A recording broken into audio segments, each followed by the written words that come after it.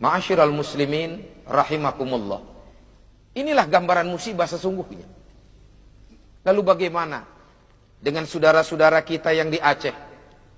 Bukankah Aceh merupakan serambi Mekah? Nilai syariat ajaran agama Islam diterapkan di dalam. Bukankah Aceh merupakan contoh daripada provinsi-provinsi yang lain? Dan bukankah ulama-ulama yang pertama sekali menanamkan nilai ajaran Islam? Di antara para ulama-ulama yang membawa Islam, di antaranya ada ulama yang berada di serambi Mekah. Syariat Islam diterapkan, Muslim di dalamnya. Tapi kenapa ini harus terjadi? Saudara-saudara, ada beberapa hal yang harus kita jadikan sebagai pelajaran di dalam peristiwa ini. Yang pertama, jikalau Aceh sekarang sampai terjadi hal semacam ini semata-mata oleh karena Allah begitu amat sangat menyayangi hambanya yang beriman. Kita tahu bahwa betapa pasca kemerdekaan Republik ini bahkan jauh sebelumnya kemungkinan nilai-nilai syariat Islam sudah dibawa di serambi Mekah. Ulama-ulama menancapkan nilai-nilai akidah. Ajaran-ajaran agama Allah disebarluaskan di sana. Bahkan sejarah tidak pernah dan tidak mungkin akan terhapus di Republik yang kita cintai ini. Sejarah tinta emas yang telah tertulis pasca kemerdekaan Republik Indonesia, bahwa rakyat Aceh lah yang pertama sekali menyumbangkan pesawat terbangnya untuk Republik ini. Seluruh rakyat Aceh berbondong-bondong. Mereka mengumpulkan untuk membeli pesawat ini. Ada yang mengeluarkan gelang emasnya, ada yang mengeluarkan merelakan kalungnya, ada yang merelakan cincinnya. Bahkan harta benda dikumpulkan untuk keutuhan Republik yang kita cintai ini, untuk keutuhan bangsa dan negara yang kita cintai ini, untuk agar syariat Islam tertanam di Republik ini. Rakyat Aceh dengan ikhlas, dengan ridho, mereka menyerahkan itu semua. Ini satu gambaran betapa tinta emas ini tidak mungkin akan dapat terhapuskan begitu saja. Tapi mengapa ini harus terjadi? Rakyat Aceh yang berjuang mati-matian melawan penjajah Belanda. Rakyat Aceh berjuang mati-matian mengusir penjajah Jepang. Rakyat Aceh yang menyumbang apa yang ia miliki demi Republik yang dicintai ini. Tapi ternyata selalu terzalimi sepanjang perjalanan kehidupannya. Banyak hal-hal yang kita lihat. Dari mulai DOM sampai darurat sipil, belum lagi GAM. Orang-orang tangan-tangan kotor yang senantiasa merusak hubungan baik antara rakyat Aceh. Sementara kita tahu syariat yang diterapkan agar umat Islam dapat melaksanakan ibadah penuh dengan ketenangan dan kekhusyuan. Tapi kezaliman senantiasa datang bertubi-tubi. Disinilah mungkin Allah memberikan satu gambaran. Allah memberikan kasih sayang kepada hamba. Jikalau Allah gambarkan la yukallifullahu nafsan illa wus'aha. Allah tidak akan memberikan ujian dan cobaan kepada hambanya melainkan sekemampuan dirinya. Mungkin Allah sudah lebih tahu bahwa hamba-hambanya yang soleh sudah terlalu banyak terzalimi. Maka terjadilah ini gempa dan tsunami. Hamba-hamba Allah yang soleh, seolah-olah Allah berkata, wahai hamba-hambaku yang soleh, kau ibadah kepadaku, kau sujud kepadaku, kau beriman kepadaku, kau tidak melakukan perbuatan nista dan dosa. Apa yang aku perintahkan kau kerjakan. Tapi kezaliman senantiasa menghantui kehidupanmu. Sekarang kembalilah kau kepadaku sebagai syuhada-syuhada. Saudara-saudara, ma'asyiral muslimin rahimakumullah. Boleh jadi saudara-saudara kita yang meninggal dunia satu akidah sesama dengan kita. Mereka sebagai syuhada-syuhada di sisi Allah. Mereka orang-orang yang beriman, yang sudah ditempatkan khusus oleh Allah satu tempat.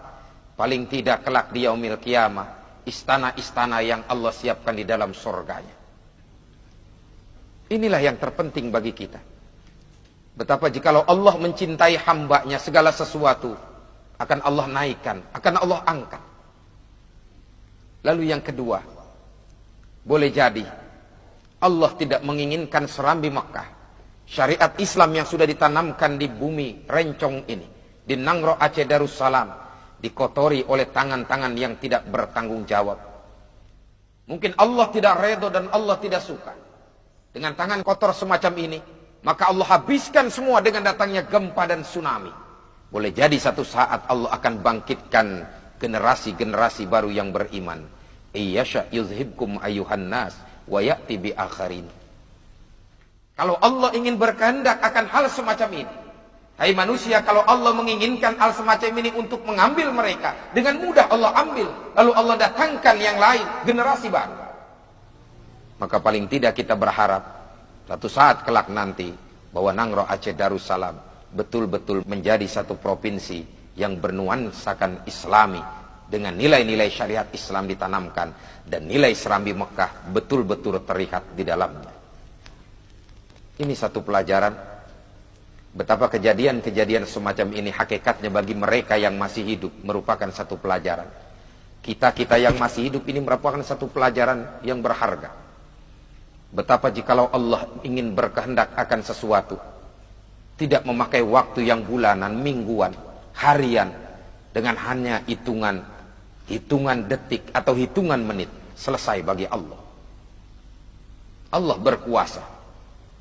Walaupun pakar-pakar di bidang gempa dan lain sebagainya, bahwa ini adalah kejadian alam, akan terjadi nanti 10-100 tahun akan datang. Tapi bagaimanapun secara kacamata keimanan, inilah kemauan Allah. Betapa kita manusia tidak punya daya dan kekuatan. Betapa jikalau Allah ingin melaksanakan sesuatu dengan mudah dan gampang. Bagi mereka mungkin ini merupakan satu kiamat kecil.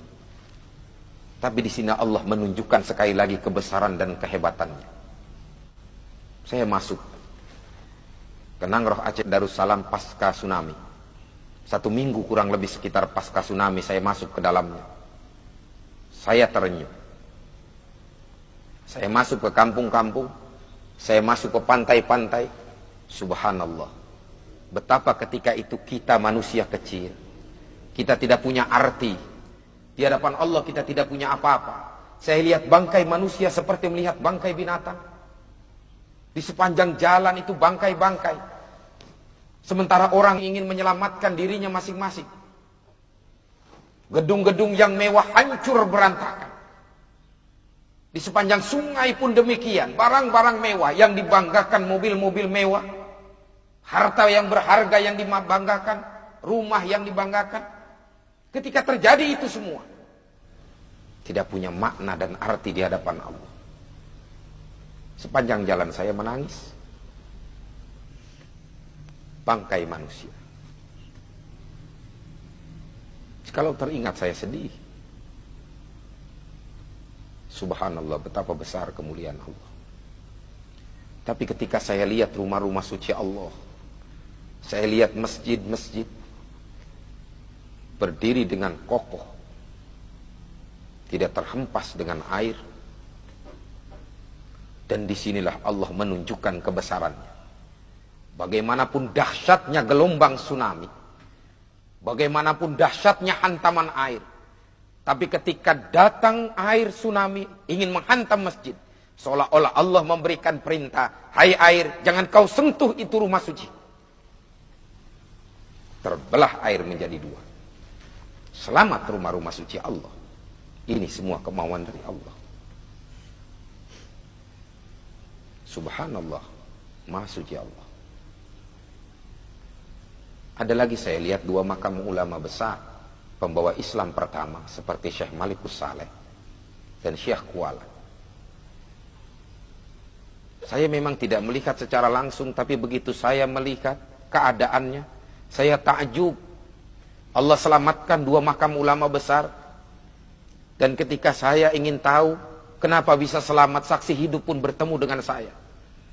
Betapa makam Syekh Malikus Saleh, ketika datang gempa banyak orang berkerumung di dalamnya. Mereka berzikir kepada Allah. Dengan izin Allah pun itu diselamatkan oleh Allah, tidak terhempas dengan air.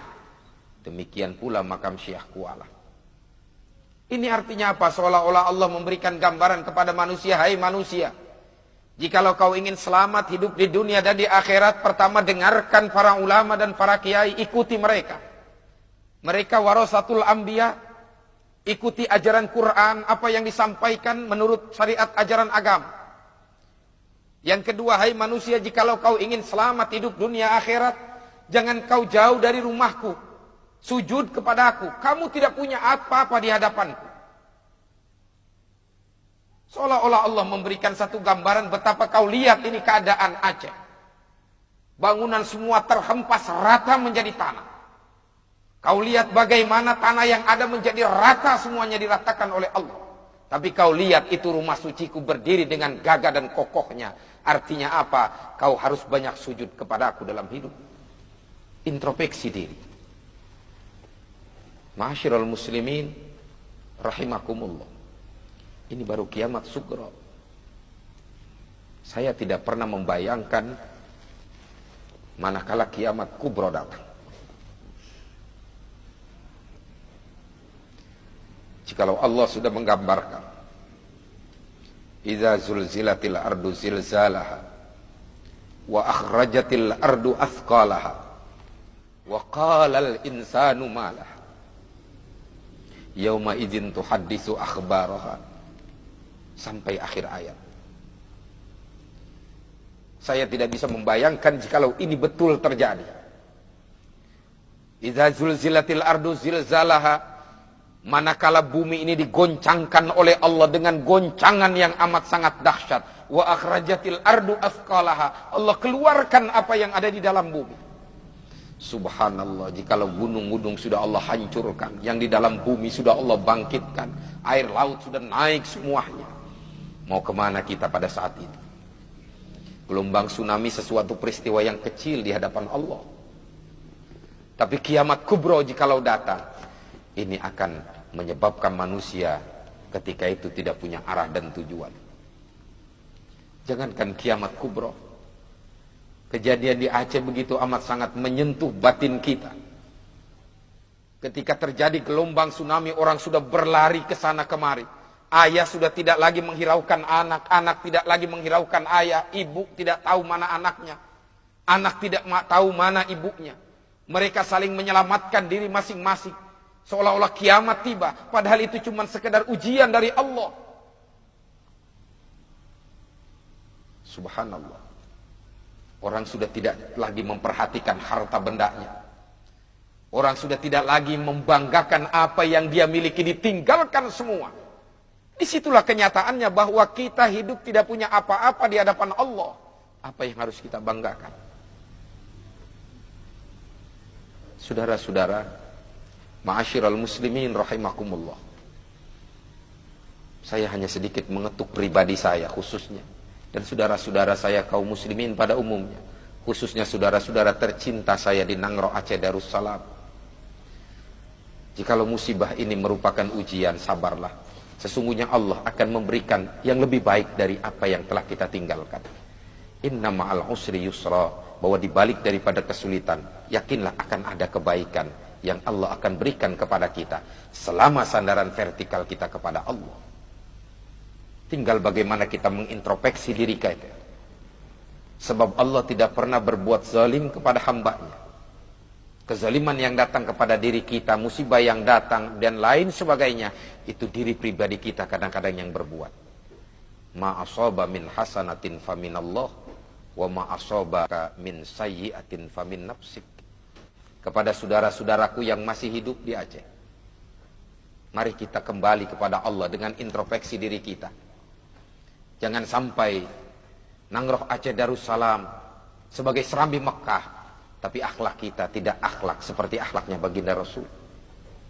Berakhlak seperti akhlaknya Quran. Laksanakan nilai-nilai syariat ajaran Islam dengan sebaik-baiknya. Jauhkan setiap kemunkaran. Ini pelajaran bagi kita sekalian. Lalu bersabarlah dari setiap apa yang datang kepada kita. Karena yakinlah sekali lagi, sesungguhnya dengan kesabaran akan Allah buka satu jalan, satu pintu yang akan membawa kebaikan dan kebajikan. Dan kepada saudara-saudaraku yang di Aceh, sekali lagi saya berharap, siapapun saudara-saudaraku, apapun status saudara-saudaraku, mari kita jadikan Aceh sebagai serambi Makkah. Kita jalin ukhuwah Islamiyah. Jangan lagi ada pertumpahan darah di tengah-tengah tanah rencong yang kita cintai. Yang sudah biarlah berlalu. Yang sudah lupakanlah itu semua. Itu semua adalah kemauan Allah. Sekarang Allah menginginkan kita bersatu. Saya berharap saudara-saudara saya bersatulah. Dimanapun kita adanya. Sekali lagi yang sudah tinggalkanlah. Kita mulai buka layar baru. Kita tutup layar hitam, kita buka layar putih, menyongsong masa depan yang diridhoi Allah Subhanahu wa taala. Kepada pemerintah saya juga berharap bahwa rakyat Aceh membutuhkan banyak pertolongan bagi kita. Dan saya yakin bahwa rakyat Indonesia mampu membantu rakyat Aceh. Walaupun dari luar pun membantu, tapi saya yakin rakyat Indonesia, umat Islam pada khususnya, masih dapat membantu rakyat Aceh, saudara-saudara muslimnya yang berada di sana.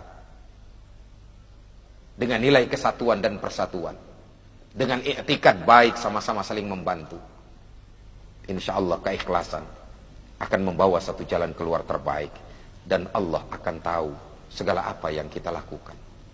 Kita berharap kepada Allah, mudah-mudahan Allah senantiasa menjaga bangsa dan negara kita ini dengan sebaik-baiknya.